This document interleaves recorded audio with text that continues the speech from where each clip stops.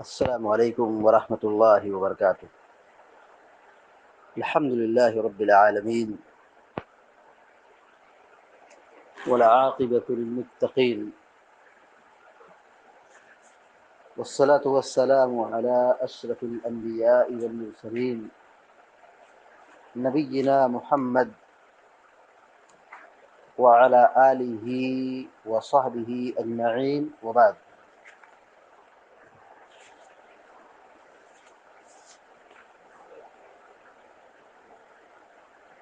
امام ابن حجر رحمہ اللہ کی ایک مشہور کتاب ہے بلوغ المرام من ادلۃ الاحکام۔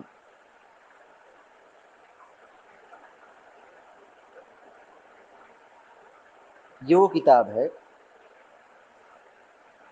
جس کو حافظ ابن حجر عسقلانی رحمۃ اللہ علیہ نے اپنے بیٹے کو پڑھنے کے لیے اور اس کی تربیت کے لیے، دین سکھانے کے لیے، حدیث یاد کرنے کے لیے یہ کتاب تصنیف کی تھی، لکھی تھی۔ اللہ رب العالمین نے اس کتاب کو اتنا مقبول عام بنایا، یہ اتنی بڑی کتاب ہو گئی کہ پوری دنیا میں یہ کتاب مدارس میں پڑھائی جاتی ہے۔ جیسے عرب ممالک میں یہ کتاب لوگ بڑے شوق اور اہتمام کے ساتھ پڑھتے ہیں اور یاد کرتے ہیں، اسی طریقے سے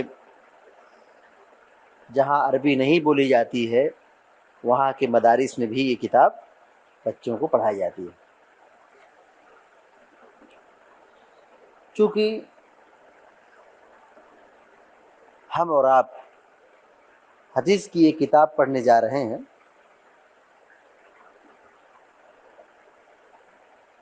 بہتر معلوم ہوتا ہے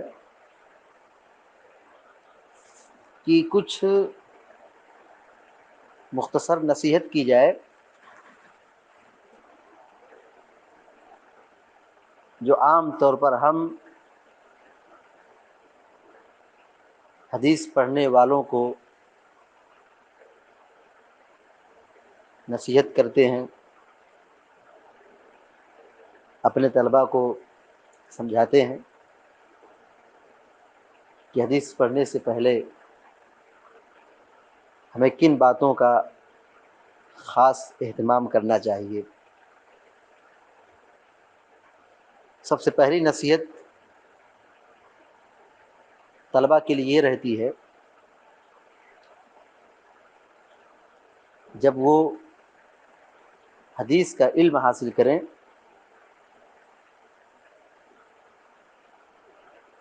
تو بالکل توجہ کے ساتھ،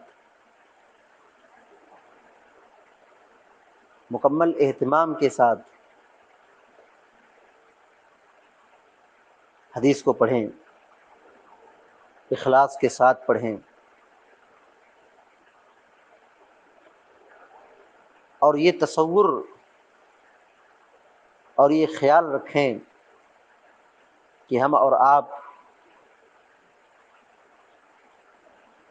اس جملے اور اس کلام کو پڑھنے جا رہے ہیں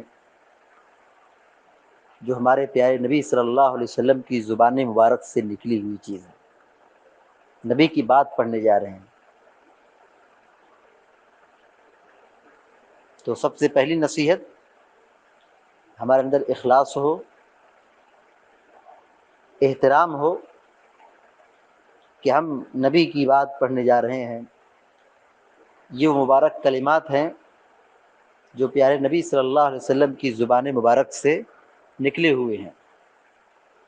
دوسری نصیحت اس میں یہ ہے طلباء کے لیے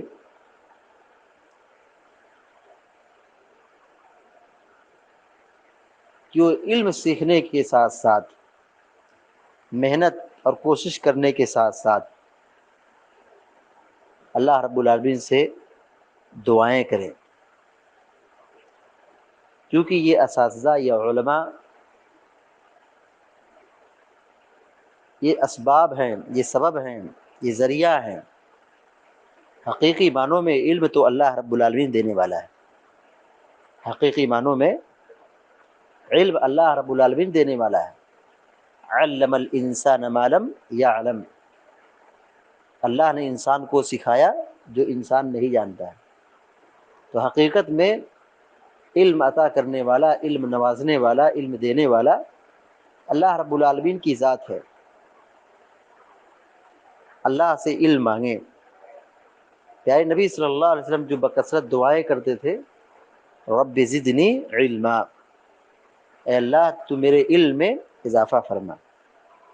تو علم کے اضافے کے لیے اللہ رب العالمین سے دعائیں کرنا چاہیے، اللہ رب العالمین سے سوال کرنا چاہیے۔ صبح کی دعاؤں میں دیکھیں اللہ کے نبی صلی اللہ علیہ وسلم دعا پڑھتے تھے، اللہم انی اسألک علما نافعا، اے اللہ میں تجھ سے علم نافع کا سوال کرتا ہوں۔ تو اللہ رب العالمین سے علم نافع کا سوال کرنا چاہیے۔ تیسری نصیحت حدیث پڑھنے والوں کے لیے یہ ہے کہ وہ با اخلاق بنیں، اچھے اخلاق والے بنیں، برے اخلاق سے اور بری عادتوں سے پرہیز کریں، کیونکہ یہ علم اللہ رب العالمین کا نور ہے۔ یہ علم اسی کو ملتا ہے جو اللہ رب العالمین کی خشیت، اللہ کا تقوی اختیار کرتا ہے، اللہ سے ڈرتا ہے، برے اعمال سے، گناہ سے پرہیز کرتا ہے، دور رہتا ہے، اور اچھے اخلاق سے پیش آتا ہے۔ اسی طریقے سے ایک نصیحت یہ بھی ہے کہ طلباء، دین سیکھنے والے، حدیث پڑھنے والے، علم حاصل کرنے والے اپنے علماء کی عزت کریں، اپنے اساتذہ کی قدر کریں، ان سے دعائیں لیں، ان کو اذیت اور تکلیف نہ پہنچائیں۔ ہمارے اسلاف علماء کا بڑا خیال رکھتے تھے، ان کی عزت و تکریم کرتے تھے،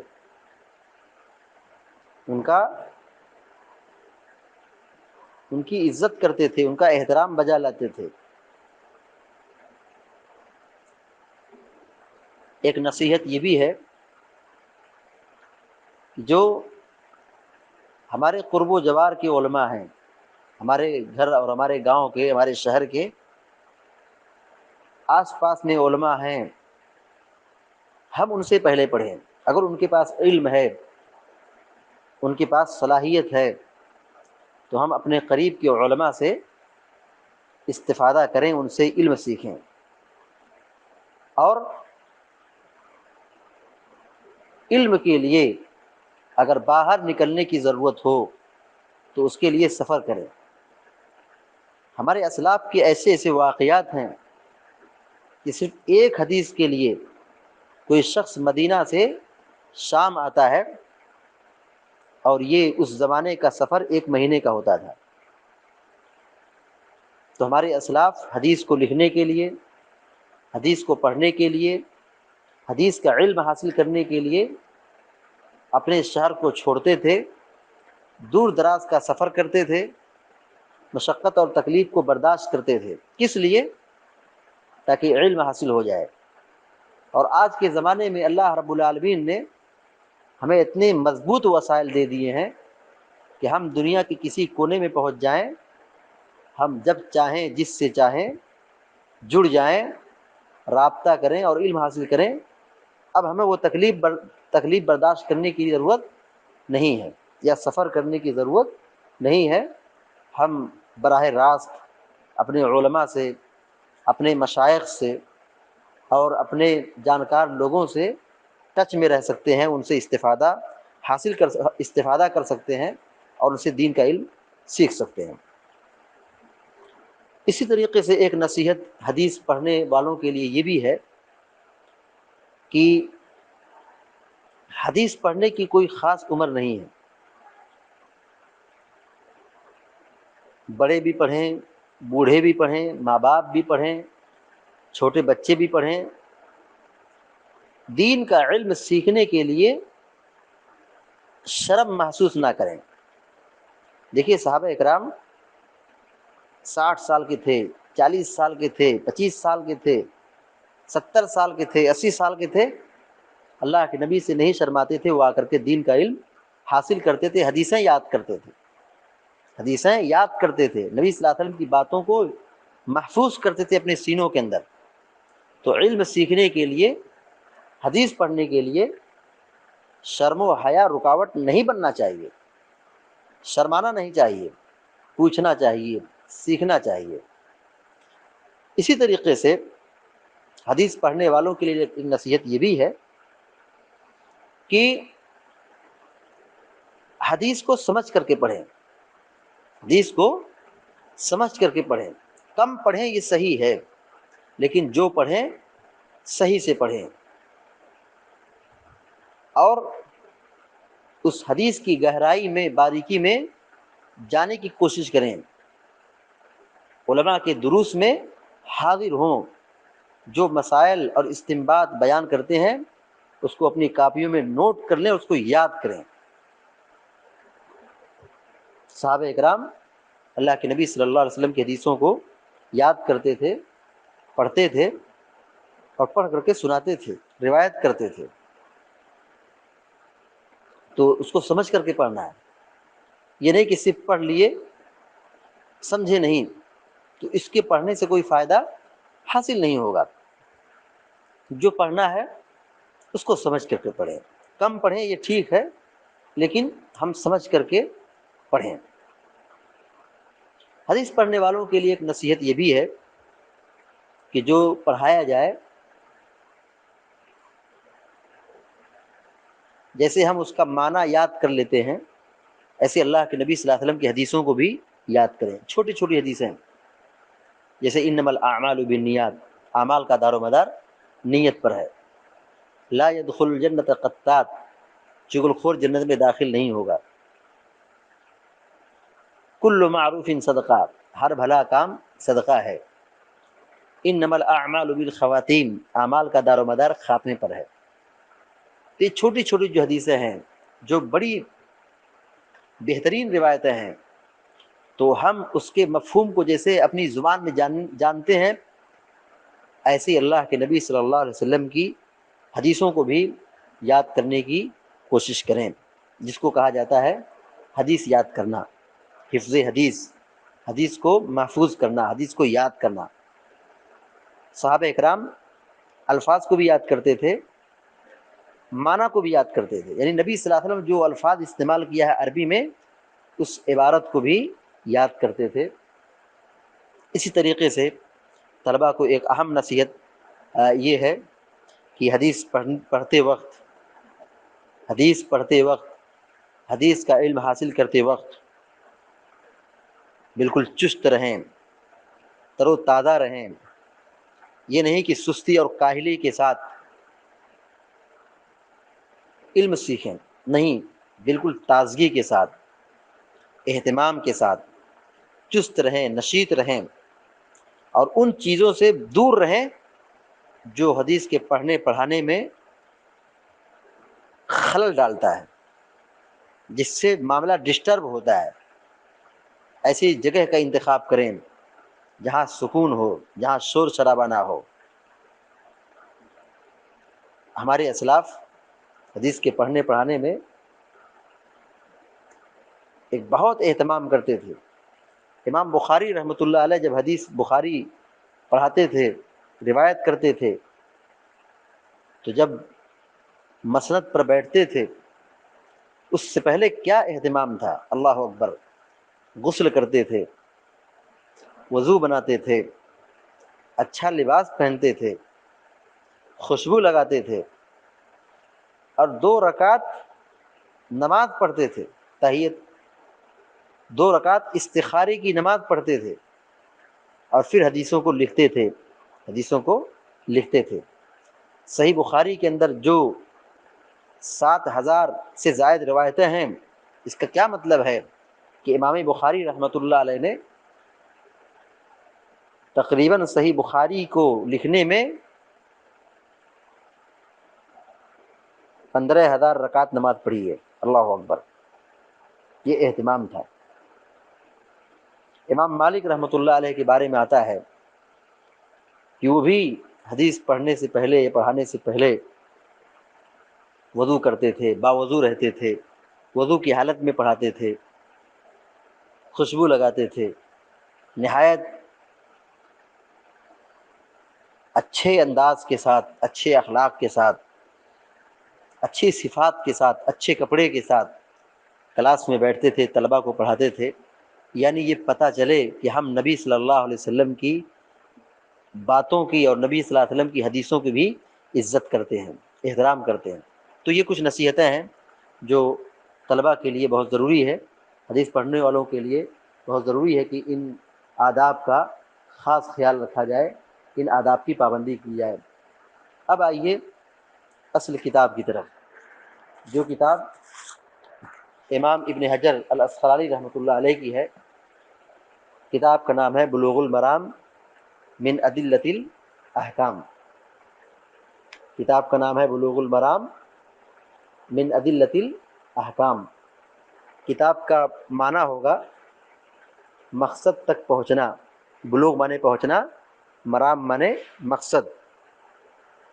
من ادلۃ الاحکام، دلیل کی جمع ادلہ، دلیل کی جمع ادلہ مانے دلائل، ریفرنس۔ احکام مانے احکام، احکام کی دلیلوں کے ساتھ، مقصد تک پہنچنا احکام کی دلیلوں کے ساتھ، یہ کتاب کا معنی ہوا۔ یہ ابن حجر الاسقلانی رحمۃ اللہ علیہ کی کتاب ہے۔ حافظ ابن حجر الاسقلانی رحمۃ اللہ علیہ کا نام و نسب اس طرح ہے: امام علامہ شہاب الدین حافظ ابو الفضل احمد بن علی بن محمد بن حجر الاسقلانی۔ اسقلان یہ جگہ کا نام ہے، اسی جگہ کی طرف انہوں نے نسبت کی ہے جو شام کے اندر ایک قریے کا نام ہے۔ 773 ہجری میں ماہ شعبان میں پیدا ہوئے مصر کے اندر، مصر ایجپٹ، مصر کے تھے۔ یہاں 773 ہجری میں یعنی 8ویں صدی ہجری میں یہ پیدا ہوئے۔ بہت بڑے عالم تھے، بہت بڑے محدث تھے۔ انہوں نے صحیح بخاری کی شرح لکھی ہے، صحیح بخاری کی شرح لکھی ہے، بہت ہی جامع کتاب ہے، بہت بڑی کتاب ہے۔ کتاب کا نام ہے فتح الباری شرح صحیح بخاری، فتح الباری شرح صحیح بخاری۔ جامع ازہر جو مصر کا بہت بڑا ادارہ ہے، مسلمانوں کی سب سے بڑی یونیورسٹی عالمی اعتبار سے یہ جامع ازہر ہے۔ یہ اسی جامع ازہر کے فارغین میں سے ہیں، وہاں سے پڑھے ہیں، وہاں پہ پڑھائے بھی ہیں، وہاں کے بہت بڑے محدث تھے۔ 852 ہجری میں، 852 ہجری میں مصر ہی کے اندر آپ کی وفات ہوئی۔ 852 ہجری میں، 9ویں صدی ہجری میں آپ اس دنیا سے رخصت ہوئے۔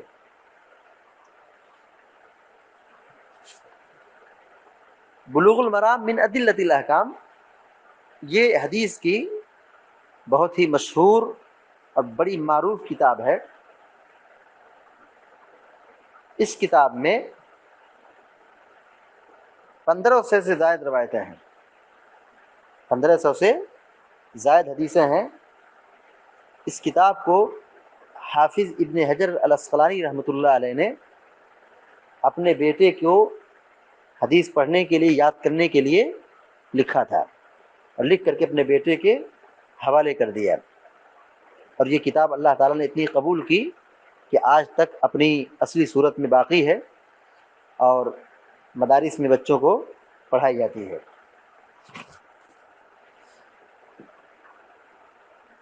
بلوغ المرام من ادلۃ الاحکام میں عام طور پر صحیح حدیثیں بہت زیادہ ہیں اور ضعیف حدیثوں کی تعداد انتہائی کم ہے۔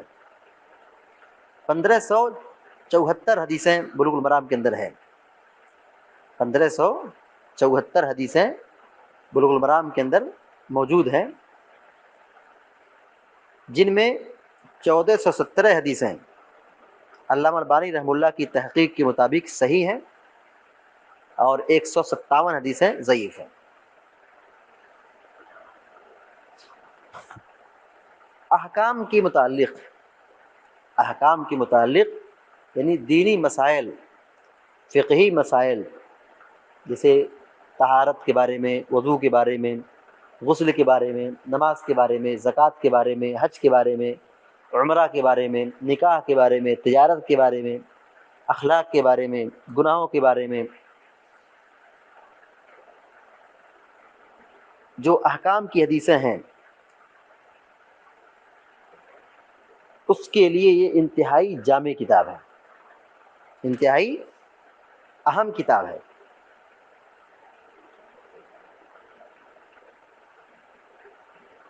جو اس کتاب کو اچھی طریقے سے سمجھ لے، جو اس کتاب کو اچھی طریقے سے پڑھ لے، اسے یہ بات اچھی طرح معلوم ہو جائے گی کہ دین میں کیا کرنا ہے اور کیا نہیں کرنا ہے، اور دین میں کس چیز کو، کس نیکی کو، کس عمل کو، کس عبادت کو کیسے کرنا ہے۔ ہر مسئلے کے تئیں، ہر عبادت کے متعلق حافظ ابن حجر الاسقلانی رحمۃ اللہ علیہ نے اپنی اس کتاب میں حدیث کو نقل کیا ہے کہ حدیث کو پڑھ لینے کے بعد یہ بات اچھی طرح سمجھ میں آ جاتی ہے کہ کون سی عبادت کو کب کرنا ہے، کیسے کرنا ہے، کتنا کرنا ہے۔ اب آئیے کتاب الطہارہ کی طرف۔ کتاب الطہارہ، کتاب مانے کتاب، طہارت مانے طہارت، پاکیزگی۔ کتاب الطہارہ طہارت کی کتاب، طہارت کی کتاب۔ کتاب کی شروعات طہارت سے ہو رہی ہے، چونکہ یہی اصل ہے، کیونکہ بغیر وضو کے، بغیر طہارت کے ایک مومن دنیا میں زندہ نہیں رہ سکتا ہے۔ طہارت ضروری ہے، بغیر وضو کے، بغیر طہارت کے نماز نہیں ہو سکتی ہے، اور جب نماز نہیں ہو سکتی ہے تو بتائیے کہ آدمی کا اسلام کا اعتبار کیا جائے گا کہ نہیں کیا جائے گا؟ نماز سے یہ آدمی پہچانا جاتا ہے کہ آدمی مسلمان ہے۔ ہماری شریعت میں صفائی ستھرائی کا کیا مقام ہے، اس سے ہم اندازہ لگا سکتے ہیں کہ کتاب کی شروعات طہارت سے ہو رہی ہے، پاکیزگی سے ہو رہی ہے۔ تو کس طریقے سے ہمیں پاک صاف رہنا چاہیے، صاف ستھرا رہنا چاہیے، ہر ناحیے سے۔ ہمارا لباس صاف ہو، ہمارا بستر صاف ہو، ہمارا گھر صاف ہو، گھر کے باہر کا حصہ صاف ہو، راستہ صاف ہو، ہمارا دل بھی صاف ہو۔ کتاب الطہارہ طہارت کے مسائل، طہارت کی کتاب۔ اس کے بعد ہے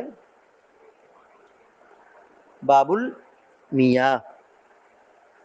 باب مانے ہوتا ہے دروازہ جس سے داخل ہوا جاتا ہے، ماں کے مانے پانی جمع میاہ، ماؤن مانے پانی جمع میاہ، باب المیاہ، پانی کا بیان۔